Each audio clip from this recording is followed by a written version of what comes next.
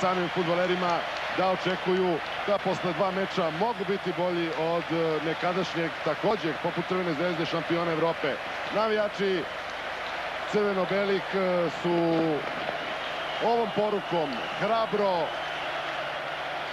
želeli da poruče svojim ljubimcima da se ne plaše ni večeras ni za 2 nedelje na Philips Areni i da je cilj dohvatljiv, da je Liga šampiona nadohvat ruke, ali rekoh uz 2 sasvim sigurno mogu reći više nego odlične partije koje treba da pruži igrači koje je na teren izveo Ljupko Petrović. Dakle, preko 50.000 gledalaca na stadionu Crvene zvezde u fenomenalnoj, fantastičnoj atmosferi, preko 50.000 navijača našeg tima, jedan mali broj simpatizera na početku meča kao velika podrška izabranicima Ljupka Petrovića.